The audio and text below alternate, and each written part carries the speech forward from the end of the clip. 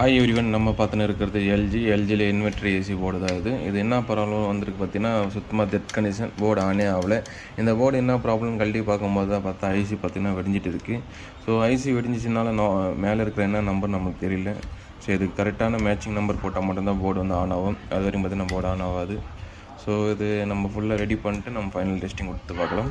ஏன்னா இன்கேஸ் நமக்கு ஆன் ஆயிடுச்சுன்னா CH05 வரும். ஏன்னா கம்யூனிகேஷன் ஏறாரு. ஏன்னா கம்யூனிகேஷன் இல்லாத பட்சத்தில் CH05 வரும். இது இன்டோர் அவுட்டோர் ரெண்டுமே நீங்கள் கனெக்ட் பண்ணும்போது அந்த எரர் கூட வராது, நார்மல் ஆகிடும். ஃபஸ்ட் நம்ம சிஸ்டத்தை ஆன் பண்ணி கொடுக்கலாம்.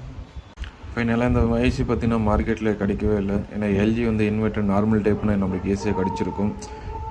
ஓகே, இந்த ஐசி இல்லாதனால நம்ம ஒரு மாடியூல் யூஸ் பண்ணியிருக்கோம். பார்த்திங்கன்னா அந்த ஐசி, இந்த கெப்பாசிட்டரு, இந்த டயோட்ஸு எல்லாமே காலி. இப்போ எல்லாமே ரீப்ளேஸ் பண்ணியாச்சு. ரீப்ளேஸ் பண்ணிட்டு டெஸ்டிங் தான் கொடுத்துன்னு இருக்கேன். பார்த்தீங்கன்னா டிஸ்பிளே வந்துடுச்சு. 22 வச்சுருக்கேன். ஃபேனு பார்த்தீங்கன்னா அப்புறம் 9 இருக்குது. டிசி ஃபேனு தான். இந்த மாடல் வச்சு தான் இப்போ நான் ஆன் பண்ணி கொடுத்துருக்கேன்.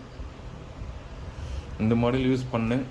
பட் என்ன ஆகுதுன்னா 15 வோல்ட் நம்மளுக்கு ஃபேனுக்கு வர மாட்டேங்குது. 10 வோல்ட்டு தான் வருது. ஸோ அதனால் எடுத்துகிட்டு இந்த மாடல் யூஸ் பண்ணி கஸ்டமர் கொடுத்துடலாம். பார்த்தீங்கன்னா பக்காவாக ரெடி ஆச்சு. ஸோ இந்த மாதிரி போர்டு இந்த ப்ராப்ளம் இருந்தாலும் நம்மளால் ரெடி பண்ண முடியும்.